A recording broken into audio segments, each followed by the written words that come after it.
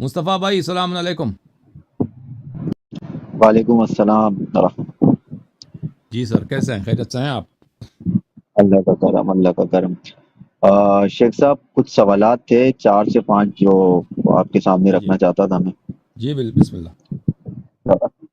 بات یہ ہے کہ جب بھی ایک انسان سنی گھرانے کی اس میں پیدا ہوتا ہے تو پھر اس کو بچپن سے یہ سکھایا جاتا ہے کہ صحابہ کے بارے میں، اب آپ کسی بھی مکتب سے تعلق رکھتے ہوں سنیوں میں، تو اس میں یہی سکھایا جاتا ہے کہ صحابہ کی تعظیم، عزت اور بڑا چڑھا کے پیش کیا جاتا ہے. تو اسی بالکل. حوالے سے میں کچھ تحقیق کر رہا ہوں، صحابہ کے ہی حوالے سے، عنوان صحابہ کا ہی ہے. تو اس ہم، میں اہل سنت کی جو بنیادی کتابیں ہیں جس پہ پورا مذہب کھڑا ہوا ہے اہل سنت کا، جس میں بخاری، مسلم اور کتب ستہ ہے. اب ایز کمپیئر ٹو اہل تشیع تو اپنے امام معصوم سے لیتے ہیں، کیونکہ ان کا دعویٰ یہ ہے کہ ہمارا امام معصوم ہے تو ہم اس کی بات تو حجت مانتے ہیں. اب جی اہل سنت کا نظریہ ہے یہ ہے کہ صحابہ جو ہیں وہ عادل ہیں حدیث کے معاملے میں، یعنی کہ اگر صحابہ کوئی بات فرما دیں تو وہ حتماً رسول کی بات ہے یا سچی بات ہے. ہم، تو اب اس میں میں نے بہت سارے اہل سنت علماء سے بھی بات کی اس حوالے سے، تو وہ یہ کہتے ہیں کہ بہرحال قرائن اور دلیلیں تو اسی بنیاد پہ کہ صحابہ سے گناہ ہوئے ہیں اور بہت بڑے بڑے گناہ ہوئے ہیں، کتابوں میں درج ہے. لیکن بات یہ کہ وہ یہ کہتے ہیں کہ اگر صحابہ نے کہیں جھوٹ بولا ہو تو لاؤ آپ لا کے دکھاؤ، اتنی حدیثیں ہیں ہمارے پاس، ہم، اس میں کہیں آپ ایسا دکھاؤ کہ صحابہ نے رسول کی طرف مطلب اپنے پاس سے کوئی حدیث گھڑی ہو. کیونکہ صحابہ کے اوپر تو جرح اور تعدیل یا بحث وغیرہ تو ہوتی نہیں ہے. تو جی. اس کے بارے میں ذرا آپ تھوڑی سی وضاحت کریں، صرف سمجھنے کے لیے بات کر رہا ہوں میں آپ سے.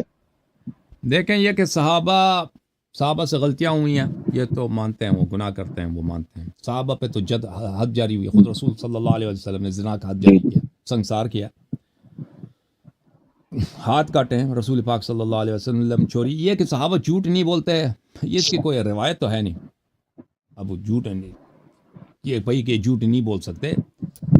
حالانکہ رسول پاک صلی اللہ علیہ وسلم کی اپنی حدیث ہے، ایک حدیث نہیں، کئی احادیث ہیں بخاری میں، بخاری کے آغاز میں، مسلم کے آغاز میں، کہ پیغمبر صلی اللہ علیہ وسلم نے خود صحابہ سے کہا لا تکذبوا علیہ، مجھ پہ جھوٹ نہ باندھو. اب اگر وہ اس بات سے مبرات ہے، لا تکذبوا علیہ فمن کذب علیہ متعمدا فلیتبوأ مقعدہ من النار. یہ احادیث بخاری میں کئی، بخاری کے آغاز میں کتاب العلم میں، اللہ آپ کا بھلا کرے. اگر آپ ایک موقع دیں تو کچھ ایک نقطہ ہے جو پیش کرنا چاہتا ہوں. جی جی بسم اللہ. عرض یہ ہے کہ یہ ساری باتیں بھی میں نے اہل سنت کے علماء سے کی ہیں، یہ حدیثیں بھی.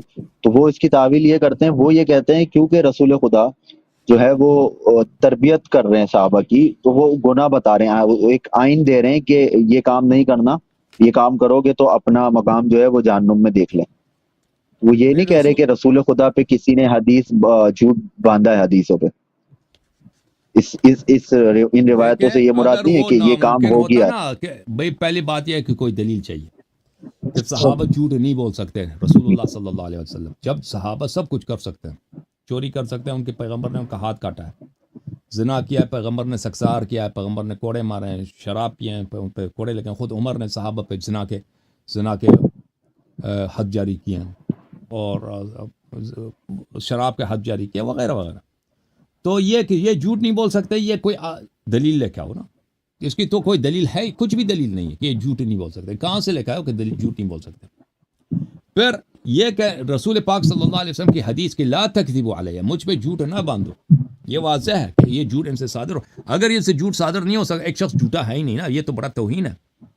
مثلا آپ جائیں نا کسی محلے کے عالم سے، اسے کہہ دے کہ آپ جو ہے نا جھوٹ نہ بولا کریں، وہ اس کے لیے توہین نہیں ہے؟ بہت بڑا توہین. اس سے بڑا توہین کیا ہوگا بھائی کہ جھوٹ نہ بولو، تم مجھ پہ تو اختراع لیکن نہ کرو. دیکھیں، اگر یہ لوگ مبرات جھوٹ سے، تو یہ غلط ہے، یہ حکم ہی غلط ہے کہ جھوٹ نہ بولو، مجھ پہ جھوٹ نہ باندھو. حالانکہ نبی صلی اللہ علیہ وسلم کے الفاظ اس طرح، تم لا تکذبوا علیہ، مجھ پہ جھوٹ نہ باندھو. اگر یہ آنے والے نسلوں کے لیے ہوتا تو الفاظ کچھ اور ہونے چاہیے تھے کہ یہ لوگ مبرہ ہیں، یہ لوگ مثلا جھوٹ نہیں. تو تم مثلا تم میرے صحابہ ہو، تم تو مجھ پہ جھوٹ نہیں بول سکتے. میں آگے والے نسلوں کے لیے کہہ رہا ہوں کہ وہ مجھ پہ جھوٹ نہ باندھے، اس طرح کہنا چاہیے تھا. حالانکہ وہ مخاطبین کو کہہ رہے ہیں کہ مجھ پہ جھوٹ نہ باندھو. پہلی بات ہے. دوسری بات میرے آپ کی خدمت میں عرض کریں کہ صحابہ نے ایک دوسرے کی تکذیب کیا. مثلا میں آپ کو بتا دیتا ہوں کہ کیسے صحابہ نے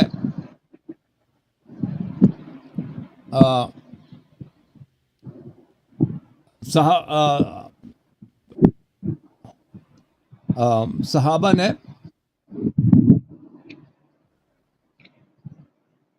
ایک دوسرے کی تکذیب کیا. مثلا کہ انہوں نے جھوٹ بولا.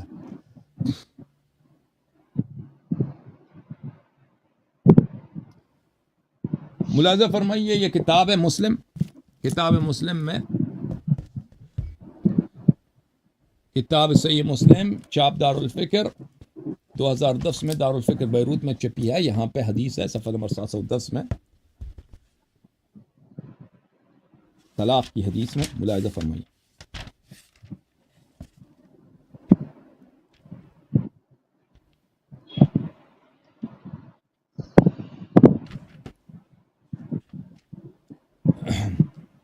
یہ صفحہ نمبر 710 ہے. حدیث نمبر 3588 ہے. ان فاطمہ بنت قیس سے روایت ہے ان ابا عمرو ابن حفص طلقها. ابو عمرو نے اس کو طلاق دے دی.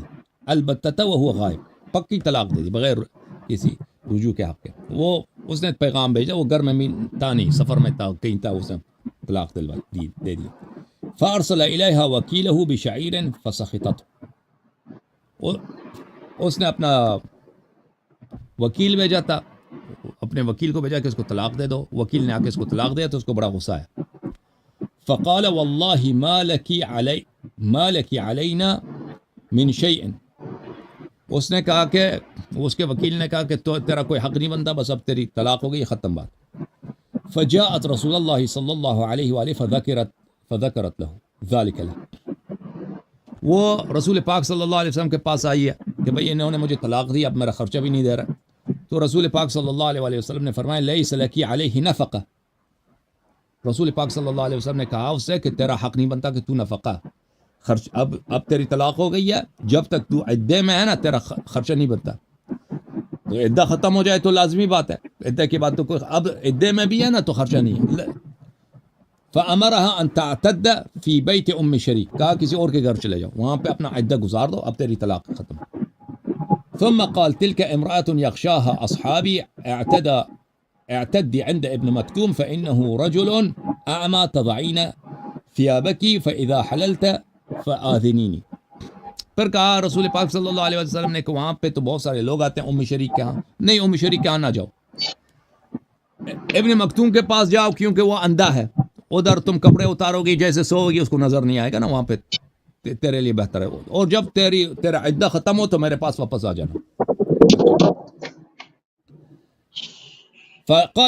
قالت فلما حللت ذكرت له ان معاوية ابن ابي سفيان وابا جهم خطباني.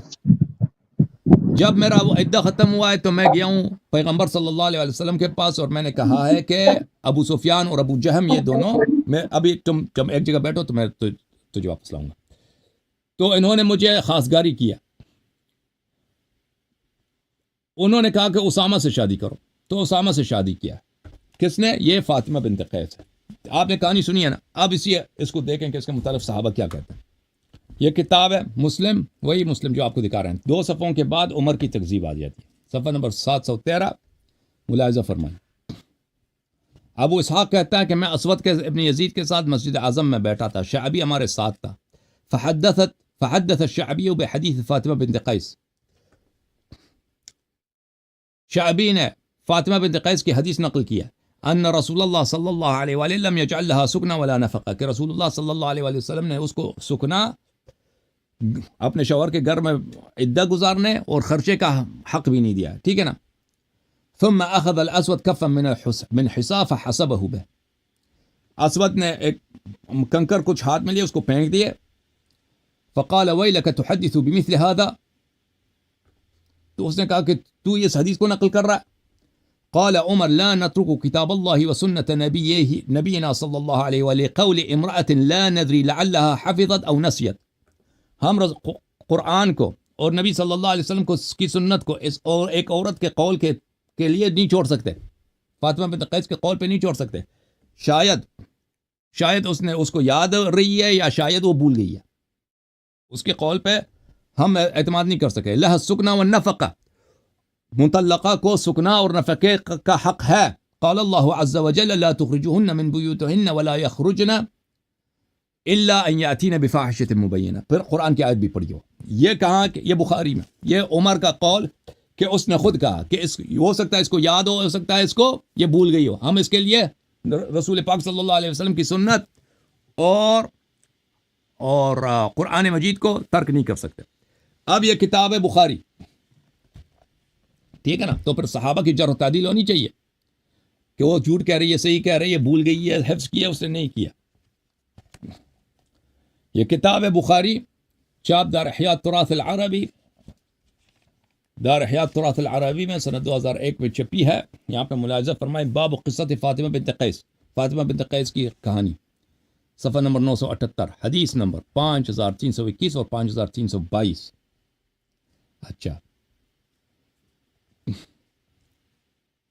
روایت کرتے ہیں طلق یحییٰ بن سعید نے طلاق دی بنت عبد الرحمن ابن الحکم کی بیٹی کو، فانتقلها عبد الرحمن فارسلت عائشة الى مروان وهو امیر المدینہ. عائشہ نے کسی کو پیغام بھیجا ہے مروان کے پاس، وہ مدینہ کا گورنر تھا. اتق اللہ ورددها الى بیتها، اللہ سے ڈرو، اس کو کیوں اس کے گھر سے نکال دیا تم نے، مطلقہ کو کیوں اس کو اپنے گھر سے نکال دیا. قال مروان في حديث سليمان ان عبد الرحمن بن الحكم غلبني وقال قاسم بن محمد او ما بلغك شأن فاطمہ بنت قیس. مروان نے کہا کہ عبد الرحمن ابن الحکم کا مجھ پہ بڑا زور تھا کہ اس کو نکال دوں. تو قاسم ابن محمد ابن ابی بکر کا بیٹا قاسم، اس نے عائشہ سے کہا کہ فاطمہ بنت قیس کی کہانی تجھے نہیں معلوم کہ فاطمہ بنت قیس تو کہہ رہی ہے کہ اس کی طلاق ہوئی تھی اور اس کو گھر سے بھی نکال دیا پیغمبر صلی اللہ علیہ وسلم نے، اس کو نفقہ بھی نہیں دیا. قال لا يضرك ان لا تذكر حدیث فاطمہ. عائشہ نے کہا کہ کوئی بات نہیں، اس کی حدیث کو چھوڑ دو، اس کی بات کو چھوڑ دو، فاطمہ کی بات کو. فقال مروان بن الحکم ان كان بك شر فحسبك ما بين هذين من الشر. مروان بن الحکم نے کہا کہ یہ دو شر ہیں کہ بھئی یہ بھی حدیث نقل کر رہی ہے، یہ بھی حدیث نقل کر رہی ہے، ان دونوں کے درمیان یہ شر آپ کے لیے کافی ہے. ٹھیک ہے نا بھائی. یہ خود صحابہ نے، عمر نے، عائشہ نے، دونوں نے اس کا حدیث اس کو تختیہ کیا ہے اور اس کے حدیث کو بھائی کہتے ہیں اس حدیث کو چھوڑو، حالانکہ وہ فاطمہ بنت قیس کی حدیث ہے. مزید بولو بھائی. جوم جاؤ، پرواز کرو، کیوں فخر سے سر اٹھا، کیونکہ اللہ تعالیٰ نے تمہیں انتخاب کیا. صراط حق پر صرف تم ہی، صراط ایمان پر صرف کیا، کیونکہ اللہ تعالیٰ نے تمہیں انتخاب کیا. صراط حق پر صرف تم ہی، صراط ایمان پر صرف